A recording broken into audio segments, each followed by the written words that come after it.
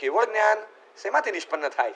સ્વરૂપ તમારું જે છે એ સ્વરૂપ સોહી હું ઉજ્જુ ભુવસ માર્મિક આગમ વાક્ય છે. શુદ્ધિ કોની થાય? આત્મશુદ્ધિ કોની થાય? સોહી હું ઉજ્જુ ભુવસ રુજુભૂતસ્ય, જે રુજુભૂત સરળ પરિણામી હોય, બસ આ સરળ પરિણામી જીવ બસ એ મોક્ષ પામે. તો ભગવાન પાસે શું માગીએ? ભગવાન સરળતા આપો, ભગવાન સરળતા આપો, મારી ભૂલ સ્વીકારી સમજી શકું એવી સરળતા આપો. આ જ માગવાનું, બીજું કશું નહીં. હું 100 જણાની ભૂલ જોઈ શકું એવી દ્રષ્ટિ છે, હું 100 જણાની ભૂલ એનાલિસિસ કરીને સમજી શકું એવી બુદ્ધિ છે, 100 જણાને ઠોકી ઠોકીને ભૂલ સ્વીકારવાની ફરજ પાડી શકું એવી તર્ક શક્તિની બુદ્ધિ પ્રતિભા છે, પણ મારી એક ભૂલ પકડી શકું એવી સરળતા નથી. મારી પાસે આ સરળતા નથી. આ નથી જોતું, મારે નથી જોતું. આ બધું લઈ લો, પાછું આ કચરો છે લઈ લો, મને એવી સરળતા આપો કે મારી ભૂલનો સ્વીકાર કરી શકું. ભૂલ નથી થતી, મારી વાતમાં માલ છે, નહીં તો છદમસ્ત હોતા છે. ભૂલોની દુનિયામાં બેઠો છું, મારી ભૂલ નથી સ્વીકારી શકતો. ભગવાન મને સરળતા આપો. મગ્ગ દયાણમ શબ્દ બોલીએ છીએ. મગ્ગ દયાણમ એટલે ભગવાન માર્ગના દાતાર. માર્ગ એટલે કયો? માર્ગ એટલે દર્શન ચારિત્ર, એ ધમ્મ દયાણમ, એ બધું આગળ જે આવશે ને એમાં બધું આવે. મગ્ગ દયાણમ શબ્દનો અર્થ પૂજ્ય હરિભદ્ર સુરી મહારાજે લલિત વિસ્તરામાં કર્યો છે, અદ્ભુત. માર્ગસ્ય એટલે કે ચેતસો અવક્ર ગમનમ માર્ગ તસ્ય દાતારહ તમ. ચેતસો અવક્ર ગમનમ, ચિત્તની અવક્ર ગતિ એટલે ચિત્તની સરળતા આ માર્ગ છે, અને તેને આપનારા એ માર્ગના દાતાર. એટલે ભગવાન ખરેખર સરળતાના દાતાર છે. માગીએ ભગવાન પાસે ખોળો પાથરીને કે ભગવાન આપ માર્ગના દાતાર છો. મગ્ગ દયાણમ, મગ્ગ દયાણમ, આમ બોલતા ભાવુક થઈ જઈએ. ભગવાન ખરેખર મારું નસીબ છે કે સરળતાનો ખપ છે ને સરળતા આપનાર કોઈ દિલાવર બેઠો છે. મને સરળતા આપો. મગ્ગ દયાણમ, ઓમ રીમ નમો મગ્ગ દયાણમ, ઓમ રીમ નમો મગ્ગ દયાણમ. આમ એનો જાપ કરીએ. ભગવાન મને સરળતા આપો. ચેતસો અવક્ર ગમનમ, ચિત્તની અવક્ર ગતિ એ માર્ગ, અને એને આપનારા પ્રભુ મગ્ગ દયાણમ. કેવો સરસ ઉલ્લેખ કર્યો છે. ધર્મના દાતા, ધર્મના દેશક, આપણે જેને માનીએ એ બધું તો આગળ આવે છે. પેલા તો માર્ગ એટલે સરળતાના દાતાર. આ અર્થ કર્યો દલિત વિસ્તરામાં. ભગવાન પાસે માગીએ, ભગવાન મને આપો, આપો આ વસ્તુ. શાસ્ત્રોના સંદર્ભો આપણને જે જોઈએ છે ને એનું આશ્વાસન આપે છે કે તમારે આ જોઈએ છે ને આ જ આપશે, જાઓ ત્યાં એ જ આપશે. કેવી સરળતા લઈને બેઠા છે. ચંડ કૌશિકને સરળતા આપી, એની ભૂલ બતાવી. મને કહ્યો ચંડ કૌશિક જે ભગવાનને મારી નાખવાના ઈરાદા સાથે ડંખ મારે, તીર્થંકરને સદેહે ચરમદેહી તીર્થંકરને મારી નાખવાની બુદ્ધિથી ડંખ મારે, એની ગતિ કઈ હોય? 8મો દેવલોક, 8મો દેવલોક. અને 15 ભવમાં મોક્ષ, 3 ભવમાં મોક્ષ હોય, 2-3 ભવમાં મોક્ષ થયો અને ફટ કરતા પહોંચે. એવું શું થયું? એને ભૂલ સમજાય. તીર્થંકર પરમાત્માને ઉપસર્ગ કરનારા બધાને પશ્ચાતાપ થયો, સિવાય પેલો અભવી હતો જે પેલા આમલકી કીડા વખતે આવ્યો અને સંગમ, એને નથી થયો. એ છોડો, જેટલા જીવો હતા બધા સમ્યક્તો પામ્યા. ઉપસર્ગ કરનારા એક બાકી નહીં, ગોશાળો, ચણક, બધા જ ઉપાસના કરનારો સંકિત પામે બરાબર, તીર્થંકરને ઉપસર્ગ કરનારા બધા સમ્યક્તો પામ્યા છે. કારણ કે સ્વદોષ દર્શન આવ્યું છે. પાછળથી એને પોતાની ભૂલો સમજાય, અને ભૂલ સમજાય પછી જે થાય કે મારી કેવી આશા ના થઈ, મેં તીર્થંકરની અવગણના કરી, આવું કર્યું. અને પછી પોતાના ભક્તોને બોલાવી અને ભક્તોને કહે છે ખરેખર મારા ભક્ત છો મારા ભક્ત, હું કહું એમ કરશો? તો કે જી ગુરુદેવ જી. તો હું મરી જાઉં ને, મારા મરદાને નીચે પગથી દોરી બાંધી અને અહીં ફેરવજો, ટસડજો આમ, અને થૂકતા જજો અને બોલતા જજો. આ મંકલી પુત્ર ગોશાળો ભગવાન મહાવીરનો એક શિષ્ય છે અને ઉલ્લુ બનાવ્યા તમને બધાને. આમ થૂકતા ગલીમાં ફેરવજો. બોલા કે સાહેબ ન થાય, તમે મારા ભક્તો તો આ કરજો, હું નથી કરી શકતો, હવે આ બળ નથી. તો પોતાના ભક્તોને કીધું કે મારી આવી અવેલના કરજો, કારણ કે એ જ મારું પ્રાયશ્ચિત હોય. મેં તીર્થંકરની અવેલના કરી. શું પશ્ચાતાપ છે, કેવો પશ્ચાતાપ, ઘોર. આ પશ્ચાતાપ એમને ક્યાં લઈ ગયો? શાસ્ત્ર લખે છે દેવ દવસ ભખણે, ઋષિ ઘાએ, પવણે સ ઉડાહે, સંજય ચૌથ ભંગે, અનંત સંસારીઓ હોય. અનંત સંસારમાં લઈ જાય એવા 4 કારણો આપ્યા છે. દેવ દવસ ભખણે, દેવદ્રવ્યનું ભક્ષણ કરે. ઋષિ ઘાએ એટલે ઋષિનો ઘાત કરે, મુનિની હત્યા કરે. પવણે સ ઉડાહે, શાસનની અવેલના આશાતના અપભ્રાજના કરે. સંજય ચૌથ ભંગે, સંયતિ એટલે શ્રમણી ભગવંતના ચતુર્થ વ્રતનો ભંગ કરે. અનંત સંસારીઓ હોય. હા, અનંત સંસારી થાય. સાંભળી છે ઝાંઝરિયા ઋષિની કથા? ઝાંઝરિયા ઋષિ હતા, અને એ ઝાંઝરિયા ઋષિની ઉપર, એ ઝાંઝરિયા ઋષિ તો પોતે કૌશકમાં હતા, અને કૌશકમાં હતા. હવે કારણસર પગમાં કોકે ઝાંઝર પહેરાવી દીધેલા, પણ એ મુનિનું નામ પડી ગયું ઝાંઝરિયા. એ ઝાંઝરિયા કૌશકમાં હતા અને કૌશકમાં રહેલા મુનિ એ જે રાણી હતી ને રાણીના ભાઈ હતા. આવી સાધના કરે, આવી સાધના, કેવી કડકડતી ઠંડી, શું થતું હશે એનું? આખો દિવસ એ વિચાર્યા કરે અને રાત્રે પણ ઊંઘમાં શું થતું હશે એનું, શું થતું હશે? કોને યાદ કરે છે?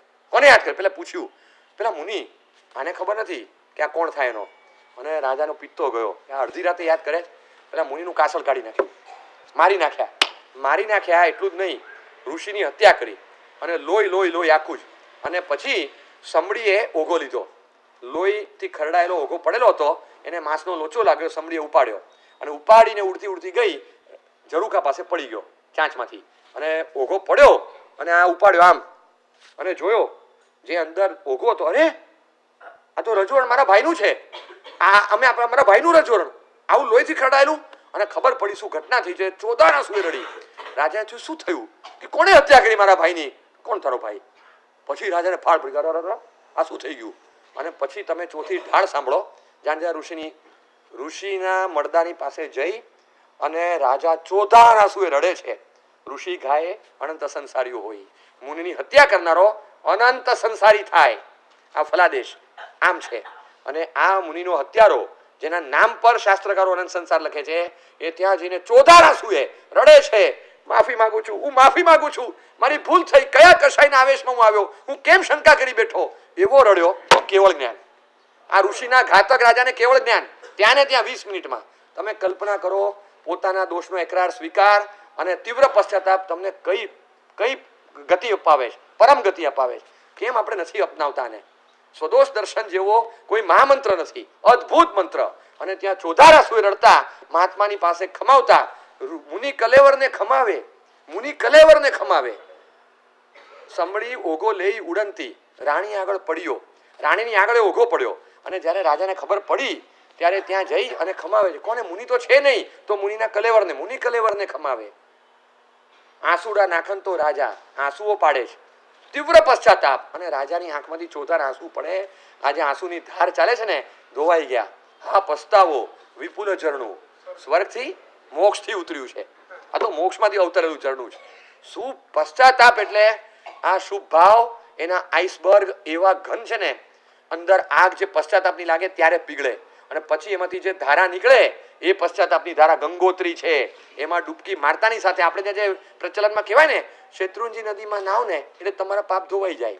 ગંગામાં ડૂબકી મારીને બહાર આવો, તમારા પાપ ધોવાઈ જાય. આ ગંગોત્રી કઈ, શેત્રુંજી નદી કઈ, આ પશ્ચાતાપ. આ પશ્ચાતાપ એ જ ગંગોત્રી છે, પશ્ચાતાપ એ જ શેત્રુંજી નદી છે. એમાં ડૂબકી મારીને બહાર આવો, ધોવાઈને સાફ, ધોવાઈને સાફ બધું. આવું જબરજસ્ત આપણને મળ્યું હોય, રેવાય પાછા. એટલે ગમે તે થાય પણ સ્વદોષ દર્શન છોડવું નહીં. એ નહીં કરીએ ત્યાં સુધી બીજા પર ગુસ્સો આવશે, જાત પર ગુસ્સો આવશે અને આપણે ક્યારે પણ ગુસ્સાની બહાર નહીં નીકળીએ. પણ જ્યારે સ્વદોષ દર્શન થશે, આંખો ખુલશે, ત્યારે ચિત્તમાં સરળતા જોઈએ. મારે ભૂલ થઈ હોય તો એને સાંભળવા, સ્વીકારવાની સરળતા જોઈએ. નહીં તો હું ભૂલ સુધારી જ નહીં શકું. એક પકડ આવી ગઈ, એ પકડાયેલી રહેશે અને પછી એ વિચારની બહાર જ નહીં નીકળી શકું. અને પછી અંદરથી જે પશ્ચાતાપ થવો જોઈએ થશે નહીં, મોક્ષ મળશે જ નહીં. એ ગોટામાંથી બહાર આજે નહીં તો કાલે, પરમ દિવસે, જે ભાવમાં પણ મોક્ષ પામવો હશે, આ ચક્રડામાંથી બહાર આમ જ નીકળવાનું. હવે આ છે જ નહીં.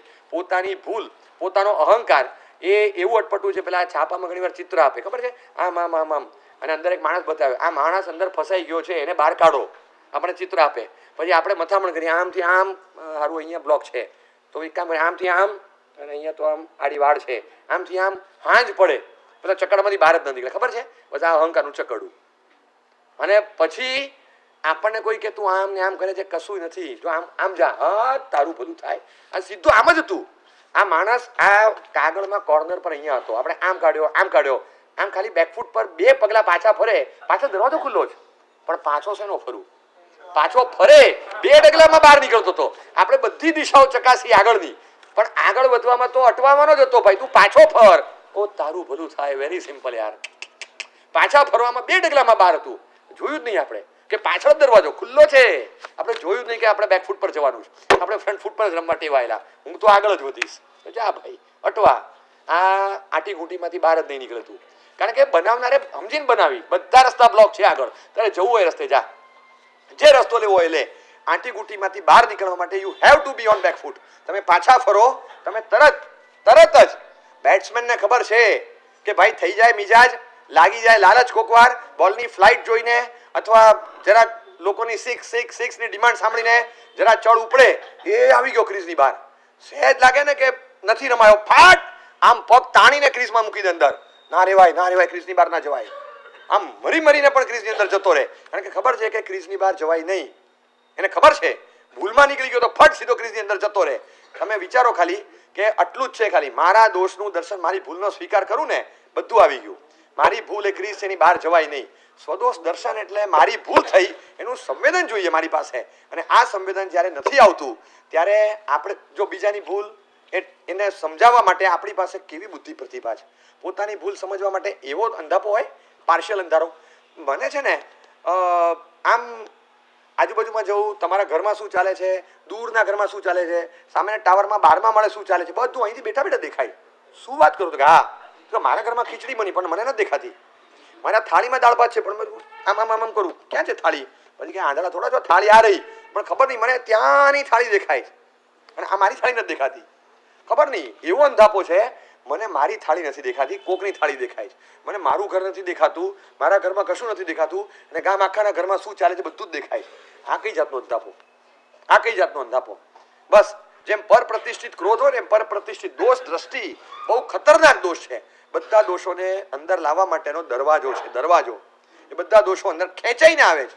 એટલે કોઈના દોષોને આપણા જીવનમાં લાવવા હોય તો દોષ દ્રષ્ટિ લાવવાની. દોષને ક્યારે આમંત્રણ ના આપવું. દોષ દ્રષ્ટિ એટલે દોષોને માટેનો આહ્વાન મંત્ર, આગચ્છ સ્વાહા. બધા દોષો આવશે, આ બધા જ આવશે. અને પછી વિસર્જન મંત્ર હોય છે, સ્વસ્થાને ગચ્છતુ. એ બોલે વિસર્જન જ્યારે કરે ને છેલ્લે, ત્યારે સ્વસ્થાને ગચ્છતુ, ભાગો, રવાના થાવ, ખાલી કરો, આ તમારું નથી. સ્વસ્થાને ગચ્છતુ એટલે શું? અહીંથી રવાના થાવ અને કહીએ છીએ સ્વસ્થાને ગચ્છતુ એટલે ટૂંકમાં તમારું નહોતું, જાઓ. હા, તમારું જે હોય ત્યાં જાઓ, આ તમારું નહોતું, તમે સમજીને બેઠા છો, અહીંયા રવાના કર્યા ત્યાંથી સીધા. બસ આ રૂઆબ જે આવે અંદરથી, વિસર્જન મંત્ર નથી બોલી શકતા આપણે. બસ આપણા ભૂલનો સ્વીકાર એ દોષો માટેનો વિસર્જન મંત્ર છે, અને આપણા દોષોનો પક્ષપાત કે બચાવ એ દોષો માટે, બીજા બધા દોષો માટેનો આહ્વાન મંત્ર છે. આપણે આહ્વાન મંત્ર બોલીને એને આમંત્રણ આપીએ, એના બદલે વિસર્જન મંત્ર બોલીને બધા દોષોને અહીંથી કાઢીએ, રવાના કરી દઈએ. જોઈએ જ નહીં, મને મારા જીવનમાં દોષો જ નથી જોતા, રવાના કરી દેવાના. આ દોષોથી બચવા માટેનો રામબાણ ઈલાજ છે. કોઈ દર્શનકારે આવો માર્ગ નથી બતાવ્યો કે માત્ર પોતાના ભૂલને જોઈ, સ્વીકારી, હૃદયપૂર્વક પશ્ચાતાપ કરી સંપૂર્ણ મુક્ત. અને એમાં એક ભૂલ દેખાય, એક ભૂલ સ્વીકારી, એ ભૂલ પ્રત્યે પારાવાર પશ્ચાતાપ, પણ એ સ્પેસિફિક ભૂલ પ્રત્યે, અને એ એવો તીવ્ર કે એમાં બીજી બધી ભૂલો પણ ભેગી બળી ગઈ. પશ્ચાતાપ એક આગ એવી છે કે એની પ્રાયશ્ચિત વિધિ, પશ્ચાતાપૂર્વક તમે પ્રાયશ્ચિત વિધિ કરો એક પાપનું, તો એમાં એ અને એ સિવાયના તમામ પાપો બળે. એ સિવાય બીજી કોઈ આગ દુનિયામાં એવી છે નહીં. તમારા ઘરમાં આગ લાગે, તમારા ઘરની ઘરવખરી બાળે, પણ આખા ગામની બધી ઘરવખરી બાળે એવી તો કોઈ આગ હોય? એ તો આગ આખી પ્રસરે તો આગ અહીંયા જ લાગે, પણ બધી બળી જાય. પશ્ચાતાપની આગ એટલી પાવરફુલ કે એવી દુનિયામાં કોઈ એમેઝોનની આગ એવી પાવરફુલ નથી, એટલે એ પ્રગટતી નથી. એને પ્રગટાવો, અંદર ભૂલનો એકરાર થાય, પશ્ચાતાપની જ્વાળા ભભૂકે. બસ આ પશ્ચાતાપની જ્વાળા ભભૂકે ને એના માટે મહેનત કરી. ક્રોધની જ્વાળા ભભૂકે છે, ક્રોધ આત્મ પ્રતિષ્ઠિત કે પર પ્રતિષ્ઠિત ક્રોધની જ્વાળા, એના આપણે પશ્ચાતાપની જ્વાળા ભભૂકે એવું કરીએ. આપણે એમેઝોનના જંગલોની આગ ઠારવાનો પ્રયત્ન લોકો કરે છે, પણ આ અંદરના પશ્ચાતાપની જ્વાળા પ્રગટાવવાનો, ભભૂકવાનો પ્રયત્ન કરવા જેવો છે. આ આગ લાગે તો સારું, કંઈ કાંડી ચાપીએ કે અંદરથી એવી પશ્ચાતાપની આગ લાગે, એમાં મારા બધા પાપ કર્મો બળીને ખાક થાય. અહિમુત્તાના બળી ગયા, માસ્તુસના બળી ગયા, બાહુબલીના બળી ગયા, ઇલાચી પુત્રના બળી ગયા, ઇલાચી કુમારના બળી ગયા, ગુરુગુરુ મુનિના પાત્રમાં થૂકનાર 4 મુનિઓના બળી ગયા, તો મારા બાકી કેમ રહે? સાધુની આશાતના, જીવોની વિરાધના, પરિવારની અવગણના, બધું જ મર્યાદા ભંગ, બધું જ કર્યું, અને છતાં અડધો પોણો કલાકમાં કેવળ જ્ઞાન.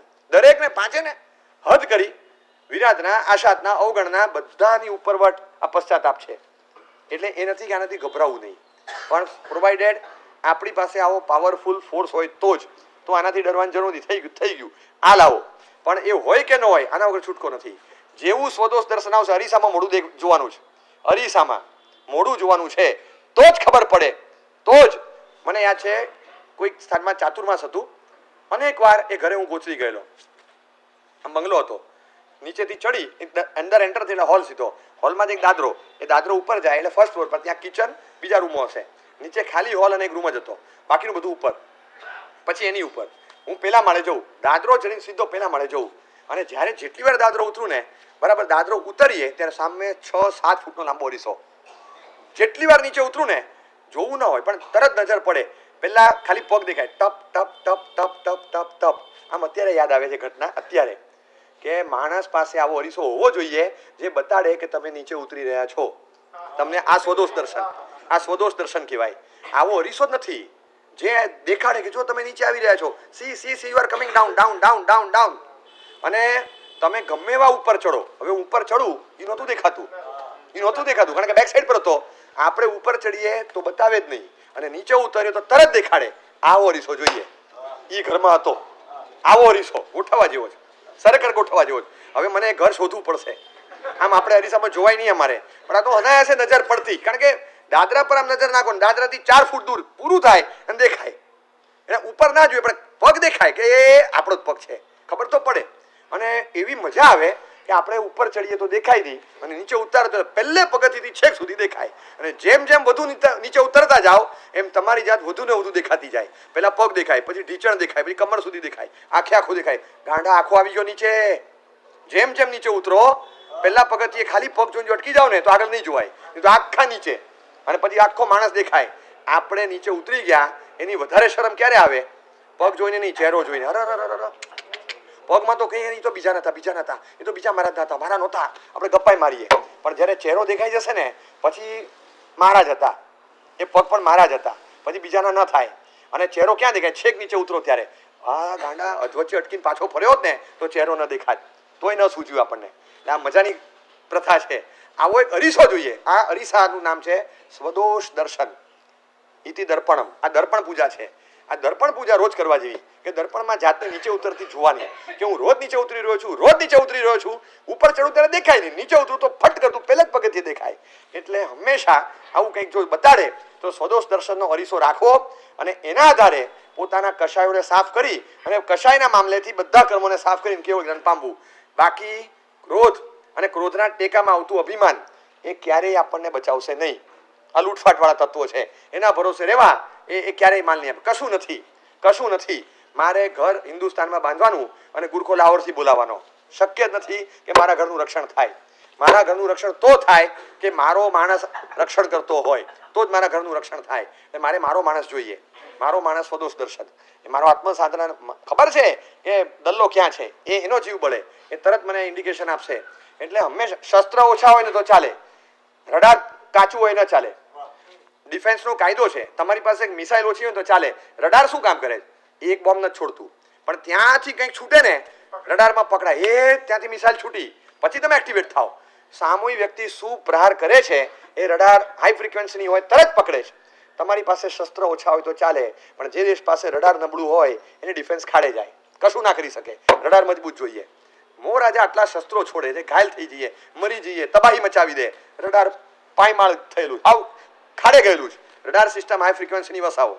એટલે આજે આ સ્વદોષ દર્શન નામની રડારની પ્રભાવના છે, આપણે લઈને જઈએ. હું સૌથી પહેલા લઈ જાઉં, પછી તમે લઈ જાઓ. આપણે વસાવીએ, અંદર ઇન્સ્ટોલ કરીએ, અને આપણને આપણા દોષો દેખાય તો તરત આપણે અટકીએ, અને તો જ મોક્ષની સાધના થશે. કેવો માર્ગ પ્રભુએ બતાવ્યો છે કે ઉપર ચડતા આપણે દેખાય નહીં, અને નીચે ઉતરતા તરત વર્તાય. આ સ્વદોષ દર્શનનો અરીસો વન સાઇડેડ વિઝન, બીજી બાજુનું બતાવે જ નહીં. એક જ બાજુ બતાવે જે આત્મહિતકર હોય. આત્માને નુકસાન કરે તો તમારી જાત નહીં બતાવે, અને આત્માને ફાયદો કરે તો તમારી જાત બતાવશે. હવે તમે વિચાર કરો ખાલી. હવે બીજી વાત તમને કહું, હજી મજાની જોવી છે? તમે મજાની જોવી છે કે તમે આમ બેઠા છો અને તમને દેખાય છે આ ભાઈ ઉપર ચડ્યા, અરીસામાં દેખાય છે. એ બીજો ઉપર ચડે તો દેખાય, તમે ઉપર ચડો ત્યારે ન દેખાય. અરીસો એવો જ, બીજો ઉપર ચડે તો દેખાય, તમે ઉપર ચડો તો ન દેખાય. બરાબર છે? એટલે હંમેશા તમારે સમજી રાખવું કે બીજાની પ્રગતિ દેખાય, ગુણાનુરાગ પોસાય, અને પોતાનો અહંકાર ન પોસાય, આત્મ પ્રશંસાથી દૂર રહે, અને પોતાના દોષો તરત વર્તાય. આવો અરીસો હવે આ તો છે ને કોઈ પણ કિંમતે 10-20 હજાર નો તોય લવાય, પરવડે. લાવવાનો, રાખવાનો, અને આત્મ સાધના માટે રોજ આમાં જોવાનું આત્મ સંપ્રેક્ષણ છે. આ કે મારી જાત નીચે ઉતરી રહી છે જોવાની, અને દોષમાંથી બચવાની કોશિશ કરી અને સાધના માર્ગે આગળ વધવાનું. સ્વદોષ દર્શન એટલે કેવળ જ્ઞાનની તલેટીમાં લઈ જતી ઘોડાગાડી છે, જે તલેટી રોડ પર જ મળે. પાછું તમે એમ વિચારો કે મને હાઈવે પર મળે, હાઈવે પર આ ઘોડાગાડી ન મળે. છેક તલેટી લઈ જાય એવી ઘોડાગાડી એ તલેટી રોડ પર જ મળે પાછી. એટલે આ સ્વદોષ દર્શન આપણામાં આવે ને તો એ સમજવું કે ઘણા નજીક આવી ગયા છે. એ પહેલા તો સ્વદોષ દર્શન નહીં આવે, એ આવશે જ નહીં. કારણ કે એ ઘોડાગાડી તમને વલભીપુર પર મળે, 40 કિલોમીટર દૂર હોય ત્યારે મળે, એ 1.5 કિલોમીટર દૂર હોય ને તલેટી ત્યારે જ ટાંગો મળે, બાકી ના મળે. હવે તો એ નથી મળતા, પણ આ તો આપણે જૂની વાત કરીએ છીએ, જ્યારે મળતા તો એ વખત નહીં.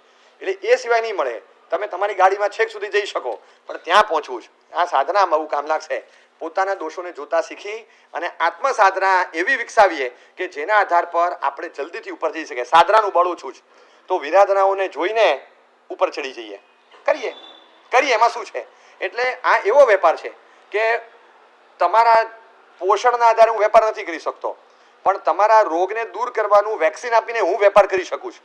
આ એવો વેપાર છે કે મારી પાસે સાધનાનું બળ ઓછું છે, પણ મારી પુષ્કળ આસતના વિરાધના જે છે એના આધાર પર હું કંઈ રિસર્ચ વર્ક કરું અને ફોર્મ્યુલા આપી દઉં, અરે R&D તો કામ થઈ જાય મારું. એવું કામ. આ કેવું વેક્સિન શોધ્યું કે સ્વદોષ દર્શનનો ડોઝ લઈ લો એ તમને તકલીફ નહીં થાય. આ ડોઝ લઈએ ને અને દર 6 મહિને આવું એક સાંભળવું પડે આપણે, મને એમ લાગે છે. કારણ કે આ લીધું છે તોય સારું ભૂલ થાય છે. દર 6 મહિને આવો એક બુસ્ટર ડોઝ જોઈએ. હવે પાછા 2-4 મહિના થાય પાછો એક બુસ્ટર ડોઝ જોઈએ. નહીં તો આ આપણામાં રહેતું જ નથી. બીજાના દોષો જોઈએ છે, આપણે જોતા જ નથી. એટલે આત્મ સાધનાનું દર્પણ, આત્મ સાધનાના માર્ગ ઉપર ચાલવું હોય તો સ્વદોષ દર્શનનું દર્પણ મૂકવું પડે. જ્યાં આપણે નીચે ઉતરતા હોઈએ તો તરત ઝીલાય છે અને પકડાય છે. અને આ જ માણસથી સાવધાન રહેવું. કોઈ મારી પ્રગતિ નથી અટકાવતું, કોઈ નહીં અટકાવે. મારી પ્રગતિ કોણ અટકાવે મને ખબર હોય.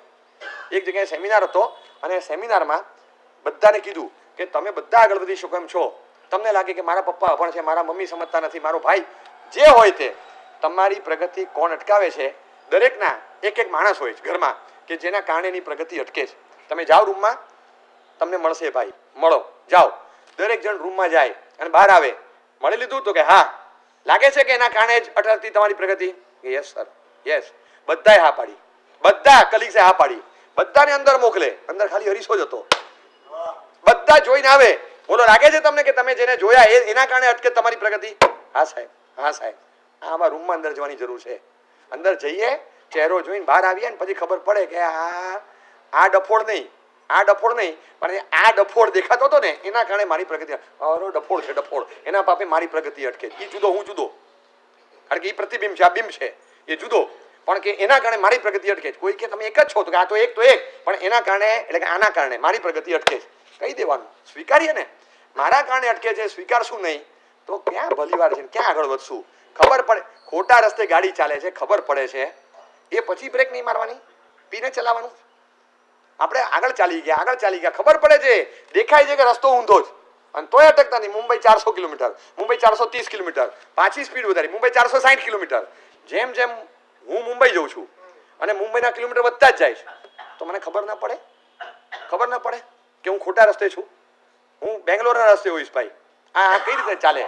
અને આ ઊંધી સાઈડમાં મુંબઈ આવે, ચત્તી સાઈડમાં મુંબઈ નથી આવતું. વાંકો વળીને જોઉં પછી પાછળ દેખાય મુંબઈ. આગળ દેખાવું જોઈએ ને. તેના હું કયા રસ્તે છું સમજવા છતાં ગાડી રિવર્સમાં ન લે.